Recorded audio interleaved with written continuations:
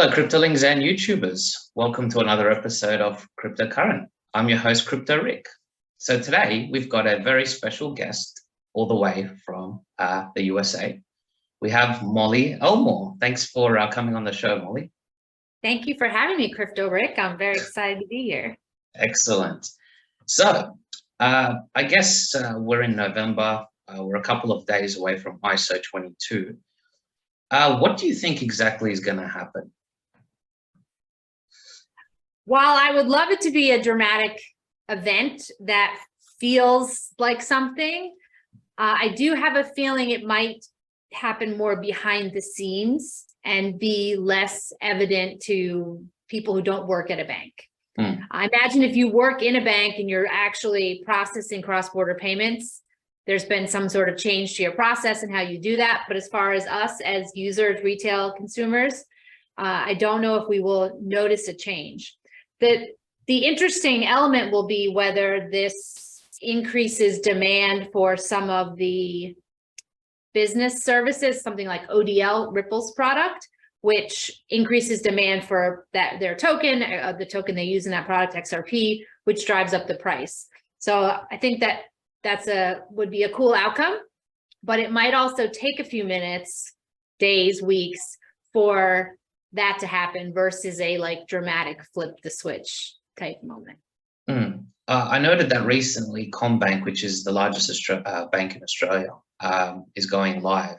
But I noted to people that the actual announcement said they're starting migration, but they're actually going to finish migration by 2025. So it could be a situation where they're starting migration, but that doesn't necessarily mean that 100% of the remittances are going to go via the XRP ledger. Is that something that you think is going to happen as well? I agree. And some institutions, I think, are pushing off to next year. So I don't know if we'll see a huge volume. And then the thing to remember, too, is that it's essentially like invoicing software. You know, it's sort of messaging where the communication about a payment's going through, and that will now be way more efficient and probably updated compared to the system that they were using previously. But will that affect anything in terms of digital asset markets? I think it's better to have low expectations, I think, for how ISO will impact things that, we watch on price action wise. Exactly. And I think there's a couple of barriers, like, for instance, firstly, we don't have regulatory clearance for XRP, so banks will be very hesitant to officially hold it, although they can be doing backdoor stuff, which no doubt they've been doing for the last couple of months anyway. That doesn't mean that officially it's going to go through the public ledger or the non-private ledger. The other thing is, I don't see a scenario where XRP can move whilst Biden is in control, because the whole narrative is that, well, Biden's doing everything wrong, then Trump will return and he's going to have all this success and the new gold standard. And I doubt that they're going to actually make all these successful things during his tenure. Obviously, I could be wrong, but do you believe that there needs to be a narrative where Biden gets impeached or get an illness or get arrested or step downs or, passes away for ISO and XRP to actually moon? So I think there's quite a few different issues in that, what you brought up. One is, I don't know how much authority Biden has over the banking industry. And the banking system deciding to move something even like the stock market or the bond market to the blockchain, I don't see Biden or the White House having authority over that. That's not really their area of authority. So in terms of migrating to ISO, I see that as preparation for the financial markets moving to tokenization of assets, which is just a massive project. If you think about it, every financial market, all the bonds, all the stocks, all the derivatives, all the debt, moving that to a new system. Like I've sat down and kind of listed it out, like it's a tremendous amount of things. And I don't even know the logistics of a lot of the back end stuff. So I feel like ISO is just sort of step one of a many step process that, independent of who's president, I do think that the markets are moving to the blockchain for efficiency reasons, and they're going to save a lot of money in terms of back office administrative work. Like right now they have to kind of track down, hey, did that guy pay for this thing? That's sort of a pain for them to do that and expensive. So settlement using blockchain will be way more efficient. The settlement will be instantaneous, so there's less other risks. So I think all those things are going to happen independent of presidential situation. Sure. But I think that it's such a massive scope that there's two things I think happen. One, it kind of is done in a painfully long process where by the time it's done, we're like bored of it. Yeah. Yeah. Or there's something kind of dramatic where the power goes out everywhere for a couple of days and we all freak out, although I'm kind of anticipating it, so I might freak out a little bit less than other people. And then when the system comes back, it's like, oh yeah, by the way, we were building this new thing. We weren't ready to do it, but just so happens, maybe we'll just start that up right now. And we kind of get rebooted. I mean, that's an interpretation of this idea of the Great Reset, that it's literally a reset of the financial system. When you reboot a computer, you know, you turn it off and then you restart. So that I think could be the dramatic flip the switch type of scenario where we see all of the monetary system change. Also to resolve the XRP situation, which first only really affects the US, right? Brad Garlinghouse has said that people in other countries just don't even care about that lawsuit. Yeah, in Australia, we don't care. So if this is a global kind of reset, which kind of has to be because we have a global supply chain, we have, you know, stuff gets moved around the planet all the time. I see that as a sort of probably unpleasant while it's happening, but a likely outcome of how it all gets implemented is by turning it off for a couple of days and rebooting it in the new system. Yeah, I agree. I think there's going to be a long narrative and a short narrative. And the long narrative is pretty much 2025. That's the final date. Some people say it aligns with Trump's re-election. That's the painfully long, you know, narrative that you're referring to. And I think there's also a short narrative where they made a backup, where just in case they need it earlier, there's a more rapid, you know, abrupt flip the switch kind of type moment. And it could be facilitated via countries deciding to go live in March 2023. It could be, as I mentioned, the situation where, for instance, there's a rapid change in power, for instance, in the global economy, you know, the sudden rise of BRICS or Biden getting impeached or something like that, you know, lights going out, nuclear scare, whatever narrative you hold to. And that can potentially flip the switch earlier than 2025. But I think my gut feeling states that they're going to drag this on because, I mean, we're obviously desperate because, you know, new money, new wealth, etc. But these people are already wealthy, so there's no rush. So for, if anything, they want to take their time because they want to get it right. So it's a different point of view than our point of view. Our point of view is just rush, you know, get rich kind of thing. Whereas for them, they're already rich, but they want to do it right. So they might end up dragging this whole thing out, unfortunately. But yeah. I also think there's a tremendous amount of logistical things involved that, you know, it's easy for us to say, hey, just flip the switch. But we're not even aware of all of the infrastructure, technology, the staffing, things that are involved with something like that. You know, if you work at a bank, which I don't, but you know, you have these processes and they've been done that way for a long time. So to have everyone on the planet switch to a new system for moving money, I mean, nothing like that has been done ever. And you don't want to screw it up either. Correct. Yeah. And even forget, aside from the fact that banks aren't really focused on the sort of profit thing that we are, banks are generally like the most slow moving entities on the planet, right? They don't do anything quickly. There's no rush.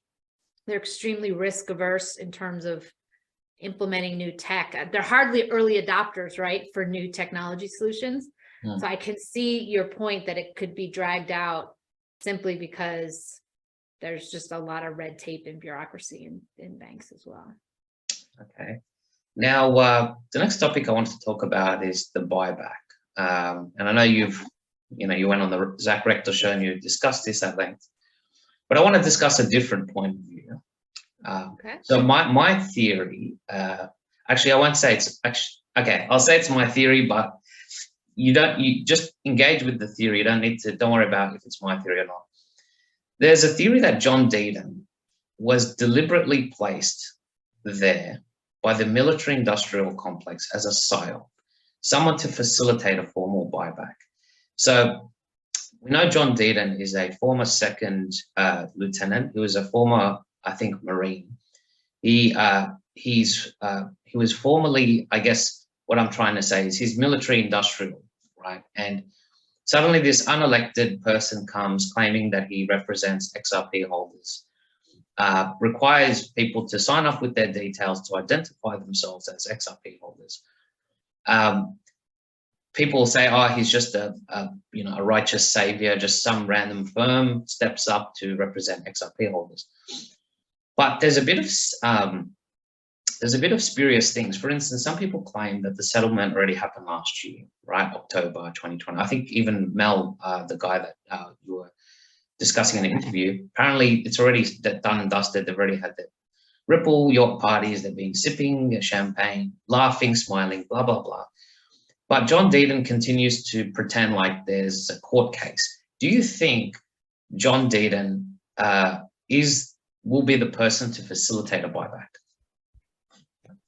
First, let's go back to this settlement theory. And I brought this up with Mel, that a lot of times settlements are in negotiation and people think it's a done deal. Okay. And if I were at staff at Ripple and someone's like, hey, looks like we're going to settle on Monday, everything's going to be fine, I would write that press release in advance, thinking we better get everything ready so when they call, we don't have to sit there, write a press release from scratch.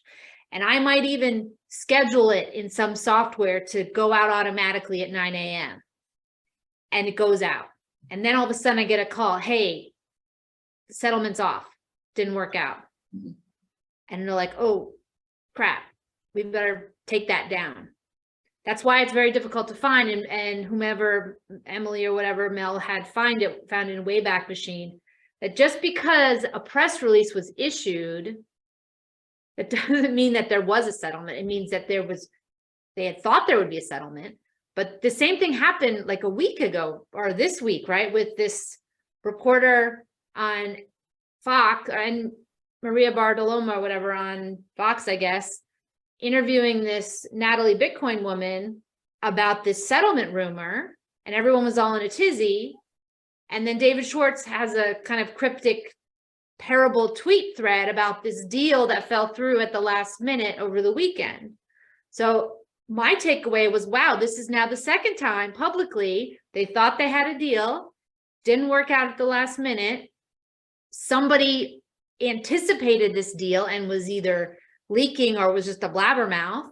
And then at the last minute, the deal has to pull, and David Schwartz, in his kind of cool Riddler style, teases out that there was a deal, but it fell through. So don't accuse NBC of lying or Fox of lying because they were told something that turned out to not be true anymore. So that would be and I told that to Mel. He's convinced that that case was settled. But to me, just the fact that a press release was issued is not enough for me.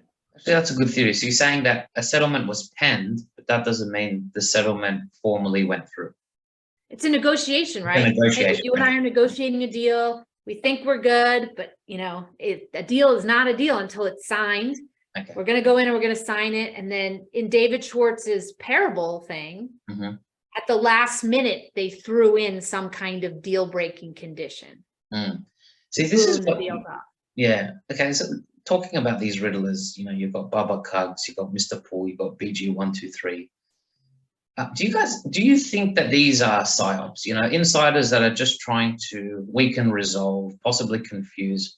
I find that, yes, the things they're saying is true, but it's often mixed with lies.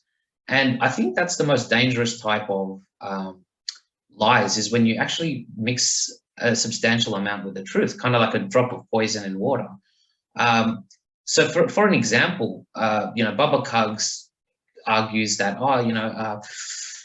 September 24, is going to be the big date and that kind of thing. Do you think that all these riddlers are psy-ops to kind of weaken the resolve of XRP holders? So I like to look at motives. Yeah. And there's been accusations of psy-ops around Q thing, around even kind of 2020 COVID things. Like there's been this sort of theory that many of these things have been a psy-op. Yeah. And so when I'm trying to figure that out, I'm like, all right, what is the motive? So I don't know Baba Cugs personally at all, but I'm like, let's just pick him as an example. What would be his motive to leak false information? Like, how does he gain whatever group of people that he represents? How are they served by that agenda? Mm. I'm not clear on how making up fake stuff, getting people to want to hold XRP helps some nefarious group. So I think he's trying to do multiple things, but I think he tells people to hold XRP and XRP will burn, but then he keeps on saying it and it actually achieves the opposite. People start getting weak hands because all the riddles end up being, BS. Like for example, they said, you have until the 4th of November to figure out what Roku channel is. And fair enough, Roku channel did dump. But, people were saying that was the last day that you needed to buy XRP. Then they said October was the last month that you could buy XRP. Now we're well into November, you can still buy XRP. So I find that they're really playing with people's emotions and it's almost achieving the opposite. It's that they're saying one thing, but the repeated failures of their things to come to fruition is actually shaking people out because they say, well, the Riddlers are not coming to fruition. ISO20022 happened and we're still at 30 cents. Screw it, I'm just going to sell. That's what a lot of people at home probably are up to. They're sick and tired of this kind of games. That's a good point. People get excited, especially when you start naming dates and those dates come and pass. Yeah. And nothing happens. I think it's draining. I mean, I've sort of been through this with other types of things, mostly like a year or two ago when you kind of got all excited, all these dramatic things were going to happen. None of them did. Mm-hmm. It's possible too. They're just wrong. Yeah. Well, yeah, but if they're insiders, they shouldn't be wrong. That was my problem. But going back now to John Deaton, so what do you think is his role? Now, I have not heard this thesis that John Deaton is a psy-op at all. So that's new to me. I think that's an interesting idea. I actually think that John Deaton has done an amazing job to make a point that XRP is not only about Ripple and its clients. And that is kind of part of this larger XRP community set of researchers that have uncovered this incredible paper trail of history around JP Morgan and Alibaba and sort of the Hinman speech and all of these sort of data points that kind of connect to this larger thing. Mm-hmm. So let's go back to motives for a second. All right, so let's say you're saying that John Deaton was essentially building a list of people for who owns XRP. Who wants that list? I would say it's the government or the Treasury or the Fed to eventually negotiate a buyback. But you can't have a buyback without at least a manifest of XRP holders to compensate. So in my mind, John Deaton would be playing his role to be the middleman, essentially the firm between the Fed/Treasury and the buyback. You don't think that if they announced tomorrow there's going to be a buyback of XRP at $10,000, people would not be running to sign up for that list? Of course, but I don't think it'll be $10,000 based on the government's history with gold. When they seized people's gold, they offered spot price. So I can envisage a timeline where they say XRP is deemed a security, price crashes, and they say, okay, but we want to compensate you through Deaton firms. We'll offer you a spot price of $1 to compensate your $2 or $5. Most people will take it, and then Ripple goes to trial. The trial ends up winning, dissolves the previous securities decision. That's when the price shoots up to 10,000. But lo and behold, people have already bought out at $2 via the buyback. I don't think the buyback's going to be 10,000 or 1,000 or 100.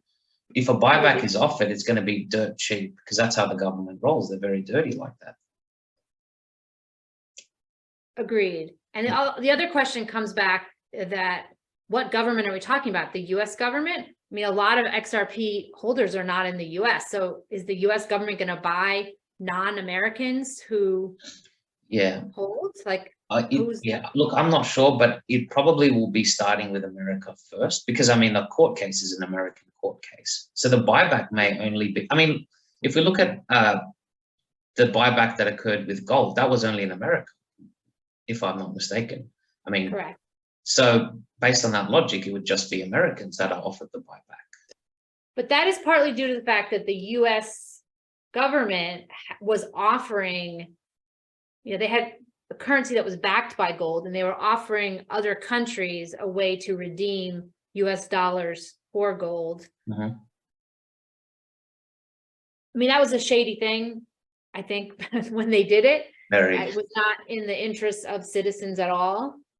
It's a very different environment now with the global market and XRP being a globally used digital asset. But what you brought up does tie into something very interesting about Jimmy Valley's thesis, which he's shared publicly about this sort of 35K. And he gets hammered every time he kind of talks about that. And I've written some threads about it, and I've gotten hammered as well, that people think it's outrageous that the government would buy back at that amount. Because to your point, if there was a buyback, why wouldn't they offer the lowest possible amount they could get away with? Yeah, so one of the other YouTubers, I think it was Dai, had this belief that maybe Jimmy doesn't really think that there would be a buyback at that point. He just wants to plant the seed in all of us that the asset is worth way more than you think. So don't let anyone convince you it is worth very little amount. Yeah, I think I saw the interview that he did with Black Swan Capitalist, and it seems that he acquired XRP and he wants it high valued because he doesn't want his firm to, I mean, he doesn't want his firm getting a devalued XRP. I think that's the main motive. Is he's essentially, he did the same thing with Bitcoin. He was an early investor in Bitcoin. And I think you're right. I don't think he actually expects the government to pay back 37,500 or 50,000. He's just planting the seed to say, if you ever want to grab my XRP from Val Hill, this is the price that I'm expecting, and don't come for less.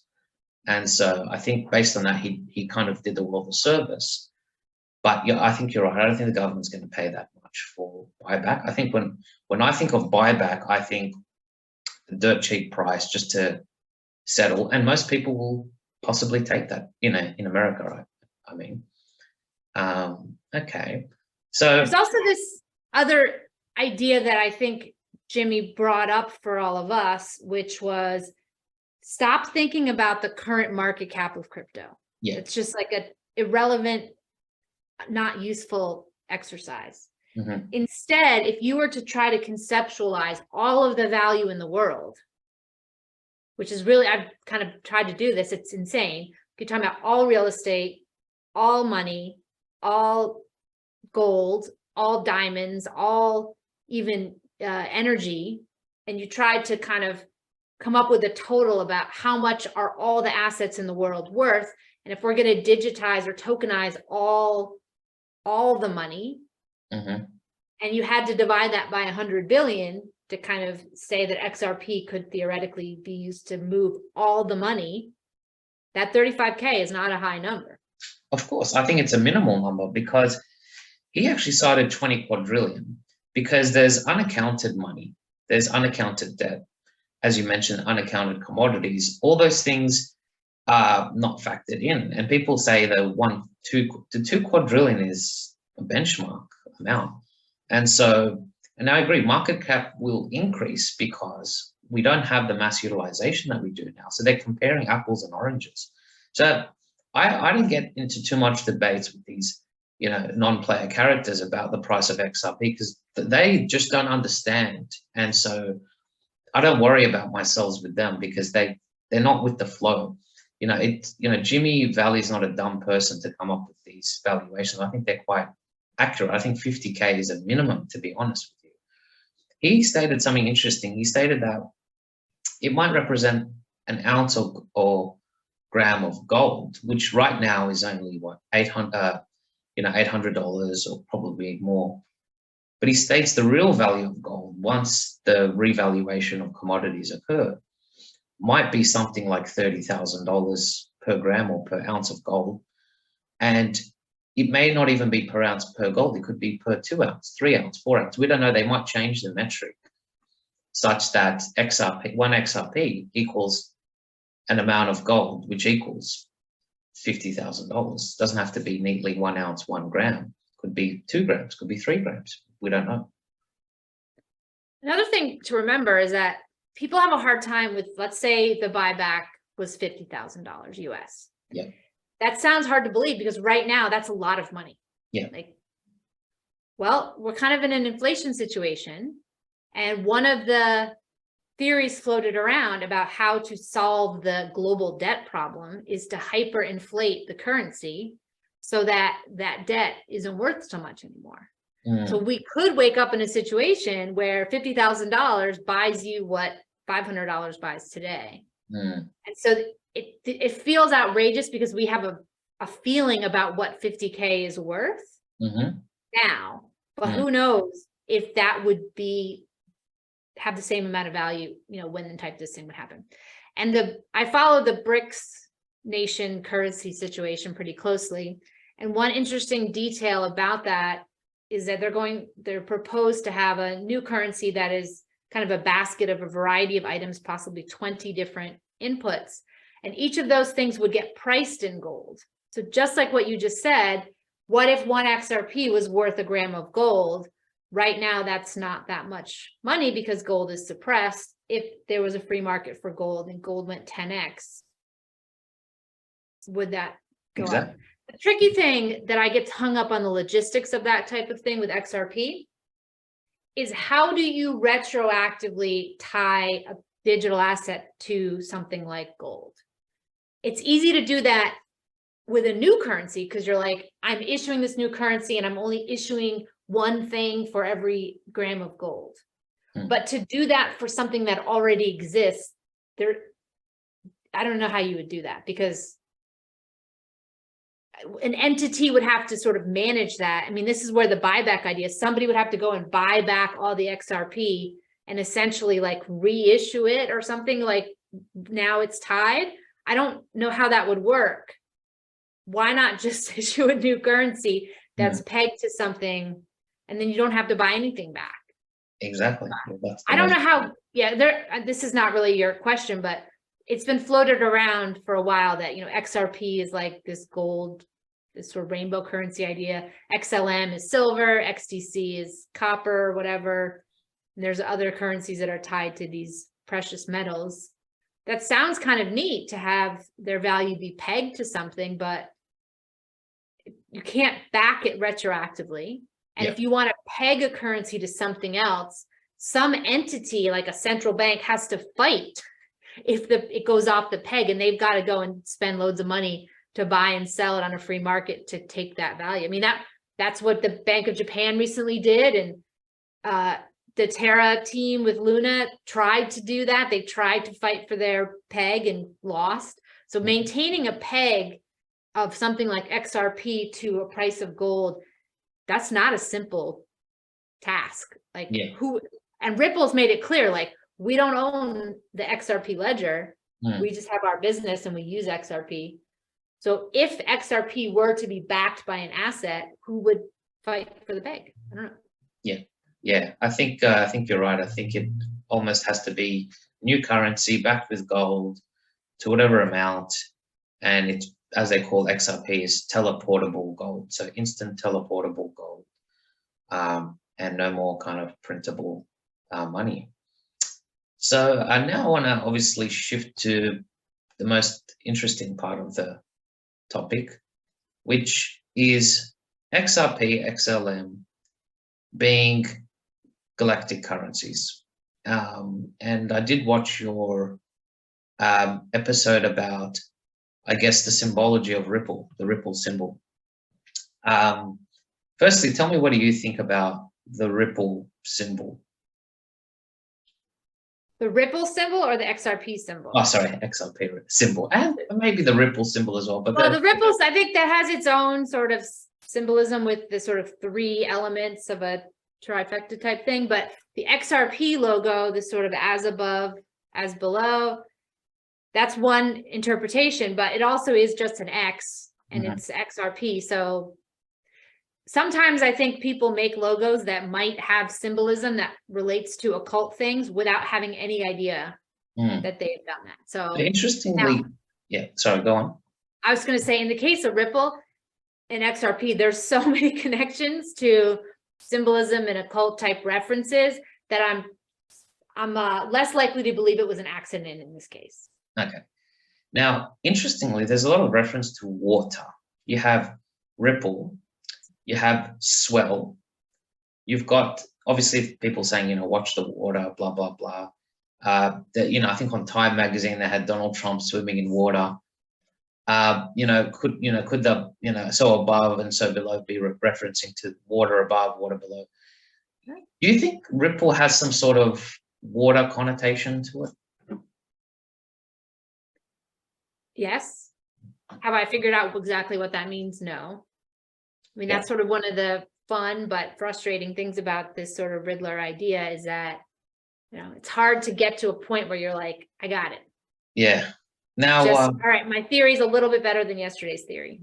Yeah. Now, I released a video a couple of days ago about XRP and XLM being galactic currencies. And for those that are newly tuning in, what I found was, for instance, stellar lumens, right? As you can see, stellar actually refers to stars, right? Lumens means, luminosity, means actually starlight, right? Okay. And it's actually got a symbol of what appears to be Saturn on its side, with a ring and so on. I agree.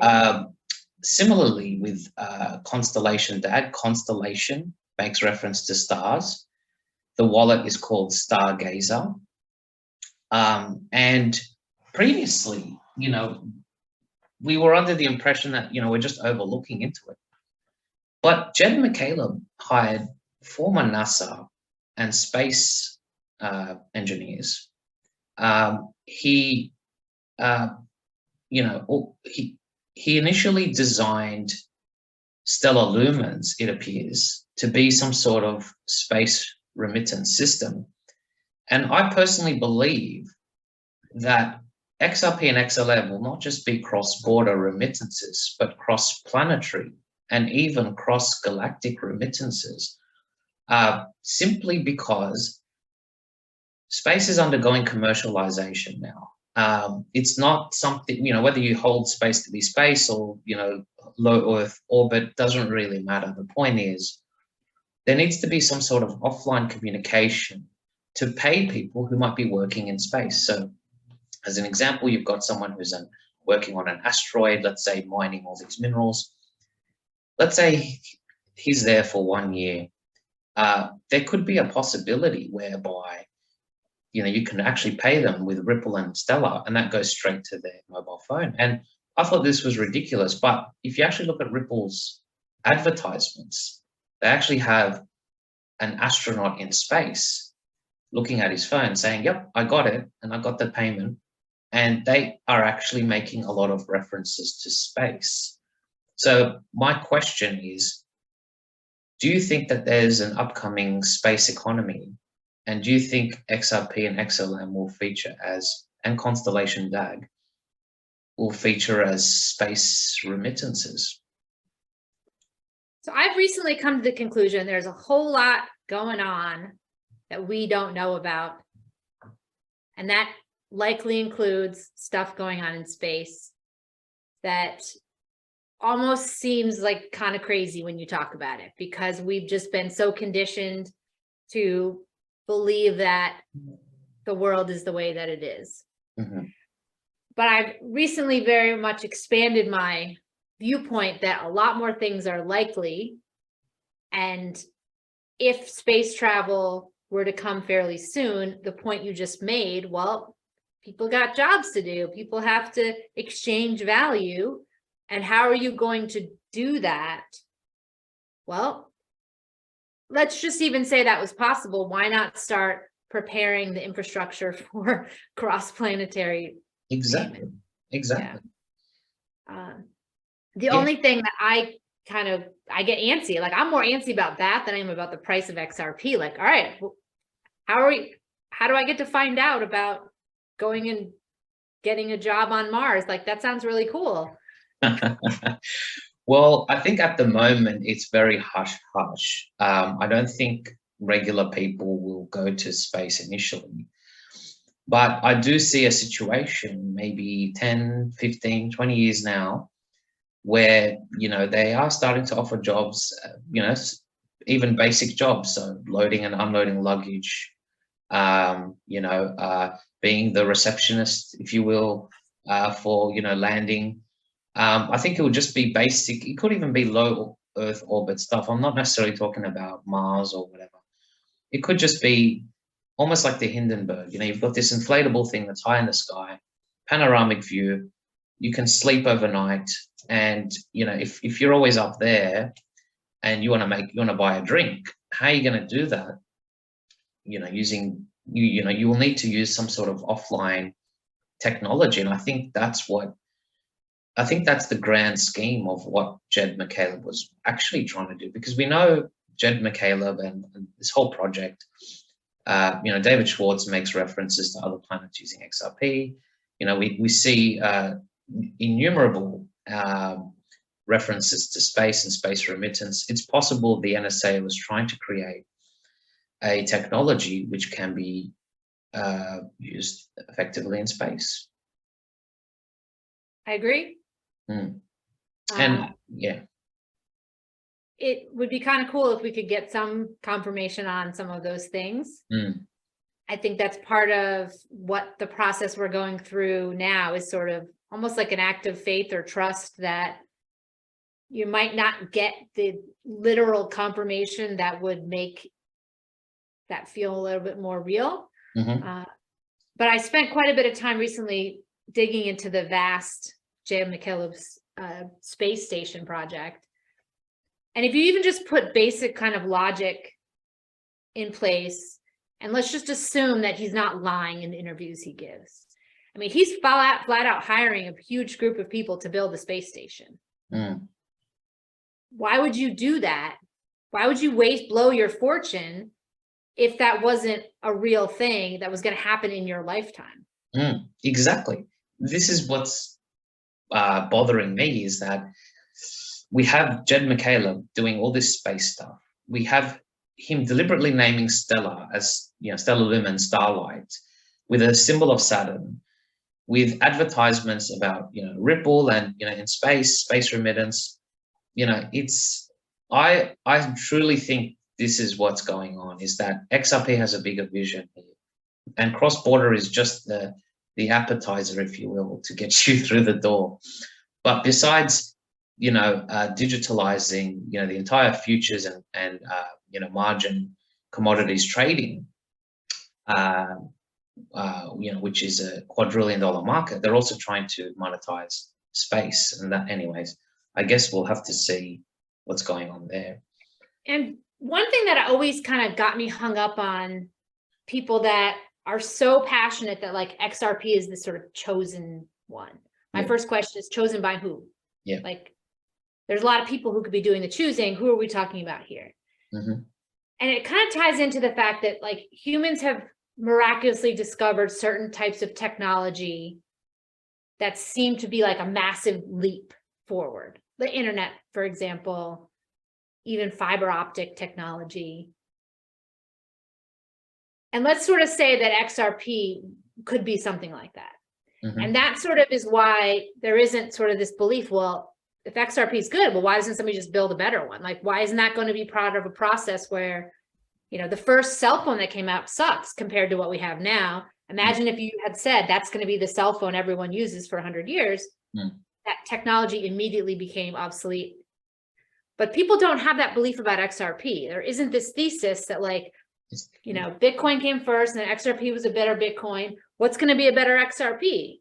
There's a lot of people who are convinced that no, there is not going to be one. But honestly, there's Bitcoin people who are convinced there will never be a better Bitcoin.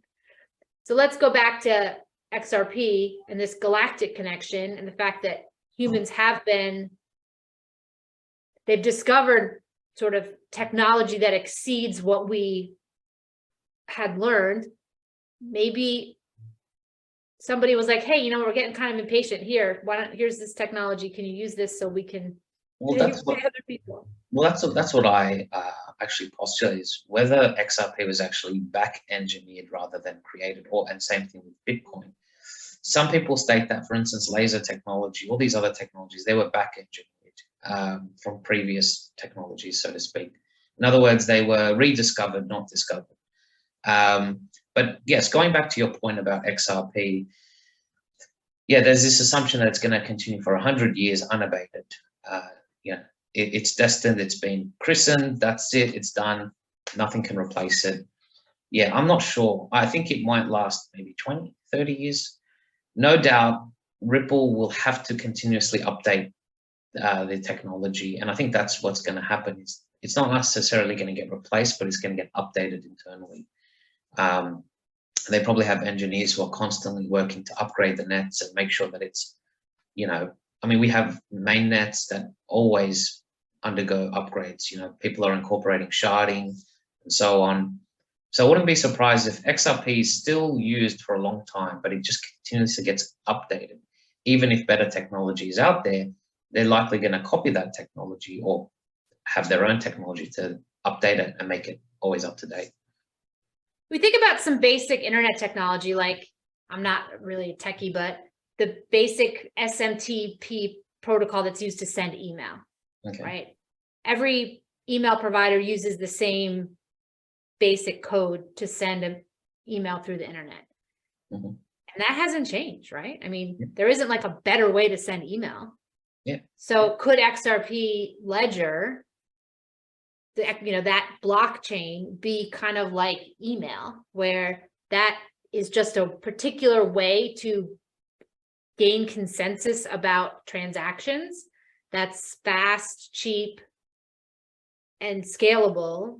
And so a company like Ripple could build a whole bunch of applications on that blockchain, using that blockchain in the same way you could build Hotmail or Gmail or a whole bunch of different software programs that use the framework of sending email technology. Well, I heard a quote that said that in 10 to 15 years' time, we're not going to be talking about the railways, because it's like, as you mentioned, when the computer, you know, when the hardware first came out for computers, you know, we don't talk about what chip is in our Intel processor. You know, we don't talk about what motherboard is running my computer. We're more interested in the apps and the shopping and Amazon and so on. And the same thing will happen with blockchain. It will be, okay, we don't actually care about the blockchain itself, but we care about the servers. And that's why Codius plays an important role, is that Codius aims to be like the server on the blockchains, and the applications built on the servers will be of more interest in the actual blockchain. Totally agree. I mean, think about it. There's a whole bunch of different programming languages used to build software. As a user, I don't care at all whether you're using JavaScript or Rust or whatever. Doesn't matter. Okay. Yeah, that's very interesting. And I guess, do you think that there's anything upcoming, I guess, in terms of black swan events? You talked about the dollar milkshake theory, that the US dollar is only being propped up now because it's got a bigger printing press, and it's, you know, other smaller countries are converting to US dollars. Do you think the collapse of the USD and Tether will be the final black swan. And to further add to that, did you hear that I think it was Stably released a new stable coin called USDS, and it's apparently SEC approved and on the Ripple blockchain. Yeah, so I guess what are your thoughts about the new stable coins, new currencies, black swans, etc.? My work recently has been very focused on Tom Luongo's thesis that the Fed is fighting against sort of the European banking cartel over control of the dollar. That's why they've been raising rates. And that's why they took out FTX. It's because there are two primary markets that exist outside of US banking that are issuing dollars. And the Fed is like, that is our product. You cannot issue new dollars via fractional reserve lending. This happens in Europe through the Eurodollar market, and it's happening in stable coins, Tether specifically. Tether does not have a one-to-one ratio with dollars. So whenever Tether issues new dollars, if they're using collateral like gold even, Tether is increasing the supply of dollars in the world. And according to this thesis, that's a no-no with the Fed. So the only stable coins, in my opinion, that will be allowed to exist will either come from banks that the Fed says you're allowed to do it, meaning like JP Morgan, Citibank type thing, or they are proving that they are backed one-to-one with US dollars so that they are not increasing the supply. This new stable coin on the Ripple blockchain, I have no idea if they're backing one-to-one with dollars or what. So apparently they are. So it's one-to-one with US dollars. And I agree with you. I think whatever stable coin comes through has to get the blessing of being backed by treasury actual dollars. Yeah, and I did hear about your theory about how you've got the JPM cartel, and then you've got the who was it, the other cartel? We call it, I mean, Tom calls them Davos. They're essentially Davos, yes, the Davos European sort of banking cartel. Yeah, they're sort of behind this nefarious Great Reset, kind of returning to feudalism. And the way they do that is they need a bunch of money because it's expensive to have a communist takeover where you have to manipulate the media, you have to buy a whole lot of politicians, you got to pay off a lot of middlemen and that type of thing. And the way they were getting their money was by fractional reserve lending. They were levering up dollars in European and other Caribbean banks via the Eurodollar market, and the Fed has raised rates to sort of break that. Yeah, I mean, they wouldn't have reached this far in their dominance had they not had fractional reserve banking. Think about all the narratives that they had to pay off, all the media that they had to pay off. It's not cheap, and I agree with you. I think that again, I like the interview that you had with Mel, how he said there's a difference between NESARA, GESARA reset and the Great Reset or the Davos Reset. And there was talks about, is Ripple on the good side or the bad side? Are they pretending to be on the bad side, but actually on the good side? Apparently, Brad Garlinghouse had secret meetings with Donald Trump to discuss, XRP, etc. Personally, my view is that there's no good or bad. They're just different people with different agendas, as you mentioned, both trying to enrich themselves. From our point of view, as you said, it could be like an enemy of my enemy is my friend situation. And, as long as they don't have the CBDC where they say, okay, only government appointed merchants you can shop at, and this person, oh, he's naughty, he's not government approved, you can't spend your slave tokens there. That's going to be the problem, is that situation unrolling. I agree. I also think it's not helpful to try to label people good and bad in this situation. I keep wanting to do it, and I have to remind myself that it clouds your judgment, and my judgment about Ripple gets clouded all the time because I own private equity in Ripple. I'm a fan. I think the technology is really cool. And I've seen enough interviews with Brad and David that I like them. I want them to be good guys, but that can mess up understanding of motives and incentives. Correct. And Ripple does attend a lot of Davos meetings. They do publicly speak about carbon credit markets, which are, I've dug into that. It's shady and bizarre. I don't think it's what it appears to be at all. Yeah, that's why I say don't think that Brad Garlinghouse is your friend, right? This is the problem. A lot of people just see his nice smile and, oh, he's working for us, and he's not. And, you know, we have to start evaluating the fruit of their actions rather than their demeanor. I think this is where judgment and discernment come through, is what's really going on, you know, and how transparent are they with us? And so far, I would argue they're not really transparent with us because, you know, we have these space things going on. We've got these secret meetings, you know, as you mentioned, Davos things. I don't think they're being transparent at all. You're correct. I mean, the fact that David is kind of contributing to this Riddler perception means he's either just entertaining himself or he is part of a deceptive practice to kind of get people excited about something that turns out to be nothing. Yeah. I mean, he was a former, current NSA engineer. And I think that's why Arthur Brito and all these other mysterious figures are, you know, they don't have any display pictures because they're NSA engineers. And NSA is quite, you know, secretive. Oh, yeah. Yes. Yeah.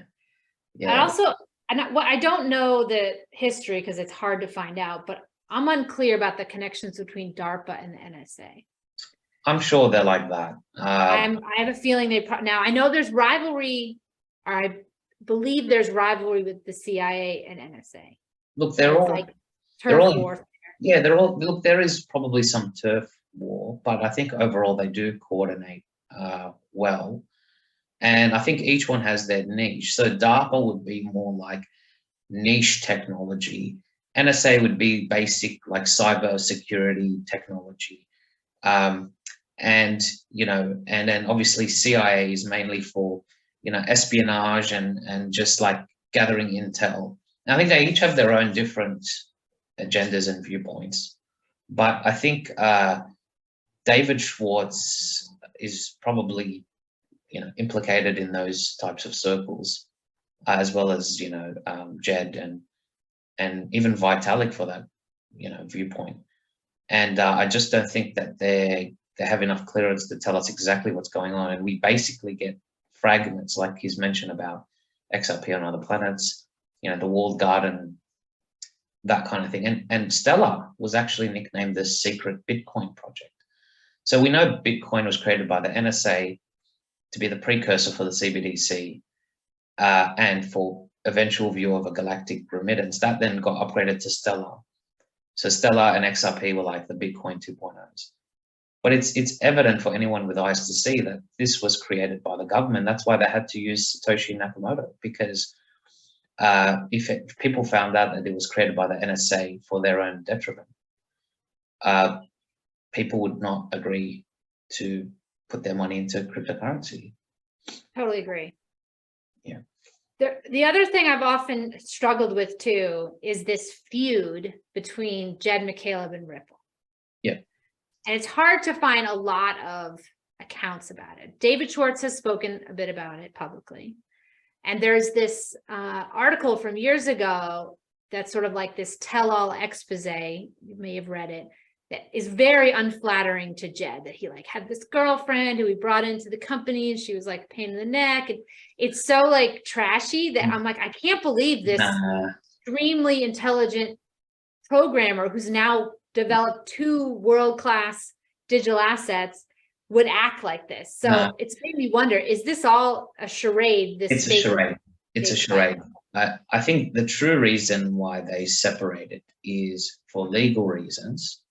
AKA, if Jed McCaleb can now disappear into the backspace and start selling XRP and Stellar off the markets, that's why he wasn't implicated in the court case. So they put on this feud to say, okay, he's officially left Ripple, to give him legal position to actually not get sued or be listed in the court case, to then allow him to sell these XRP and XLM at dirt cheap prices secretly through these, backdoor corridor deals. I think the story about the girlfriend thing is another psy-op to pretty much say that, okay, Jed left Ripple. He's no longer implicated in the court case. Legally now he's allowed to sell securities or sell these tokens. So I don't buy that girlfriend theory at all. It just seemed a little too far-fetched. It's very far-fetched. But I just don't like how they insult our intelligence like that. Like, these people, the way they view us, they look at us like we're eight-year-olds that we just buy whatever they tell us. And it's like, you guys think you're the only elite ones. Like, I'm pretty sure the majority of the population have elitist knowledge too. And we can see through this farce. And we can see through the SEC farce. And we can see through all this, fractional reserve farce. But they just continue to patronize. I don't know. That's the interesting about David Schwartz, and I don't know him personally, so I don't really like to speak negatively, but he could just be quiet and not kind of feed into this Riddler thing if it is being done for nefarious purposes. Like, I kind of see that the community hangs on every word, he's sort of a celebrity in the space of sorts. Yeah. And you could see that he feeds off that. There was quite a few people who got really mad when Elon Musk took away the status of the check mark. Yes.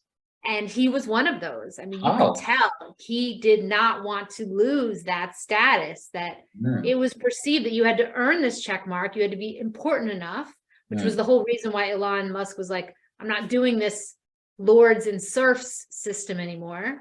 And a lot of people who felt like that was their status had a fit. And interestingly, I think BG123 might be, this is just my gut feel, might be Brad Garlinghouse. BG, Brad Garlinghouse. He could be a Riddler too, but kind of low-key. But I think Elon Musk is also part of the club. And we know his family is implicated. We know he has views about carbon and all this other stuff. He gives off this anti-establishment vibe. But again, I think if you pierce through the veil, you'll find that they're all gently playing their roles. And I don't trust any of them, to be honest. That's just my viewpoint. I'm not an overly skeptical person in general, but when it comes to these billionaires, I saw his tweet about how he started pumping and dumping Doge. And people at the time were like, oh my God, and the price went up, price went down. And secretly, he's making money off that. So that's a pretty dog move to do, to actually pump and dump your own coin. And so I guess that just, for me, showed his true characters, is that he doesn't care about people's sentiment. He's there to make money and play his role. I think there are multiple factions within this kind of elite group. And this is where I think George Carlin kind of misled everyone and sort of saying there's this club and you're not in it. It's not that simple. It's like the mob, and there's lots of crime families. I think that Elon Musk is part of like the techie crime family, and there is more of the banking crime family, and there's more kind of military crime family. So he's got certainly his elitist bad qualities. I mean, he's into transhumanism stuff, which I'm not a supporter of. But I think that it's possible his feud with other cartels is legit, because they're like mob families who fight with each other. I mean, at some point you get frustrated with your own family members. So I'm not surprised if, there's a war being waged in between the elites. And this is what we call white hat, black hats, but it's actually just one pissed off party versus another pissed off party, each one trying to assert their own will. Like the Greek gods who fought with each other in mythology. So I say, let them fight against each other, let them weaken each other. And I'm hoping this infestation, will eventually clear and humanity can finally live again, So, I hope so too. I have this bad feeling though, and other people have shared this too. We're going to have to go through a darker period for a while. It's not going to get fixed tomorrow. As I said, we're right in the middle of the Kali, which is the Hinduist point of view, that we're in the darkest period of humanity, the height of evil. But the good news is that after this period of time, it's actually a good period. So, yeah. How long do you think until the good period? Is it a decade or is it? Well, this is interesting. This comes back to the sun. So apparently the sun goes through cycles, and the earth also goes through what we call precession. So basically, vibrationally, the sun makes the earth, I guess, more vibrational, and it actually increases in dimension or particle intensity. So a lot of ancient traditions have talked about this, the Mayans, the indigenous races, etc. But interestingly, they believe that when we enter into the age of Aquarius, which is, I believe, between 2030 to 2046, I can't remember the exact date, but that's when humanity undergoes this increase in consciousness, collective consciousness. In addition, energetically, we're actually at a higher level, health, wealth, that kind of thing. And they say that there's going to be another cataclysm that's going to, because apparently we've had multiple resets before that ended in floods and all the flood mythologies, quote unquote. And so we're due for another reset, natural reset. And I think that's the universe's way of correcting, all the evils and stuff in the world. But long story short, I believe in our lifetime, there's going to be some rocky patches because we're undergoing basically both a natural and a human reset. And but at the same time, we're undergoing an ascension. And if enough people wake up and become conscious and operate at a high vibration, then we can actually bring the world into a kind of paradise. Hopefully. Yeah. Yeah. And I love that idea. Just not too excited about the short term.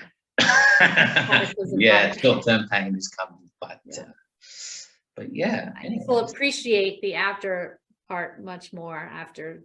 Yeah. In the meantime. Don't worry, I'm sure there's people working hard, and I'm sure humanity won't give up.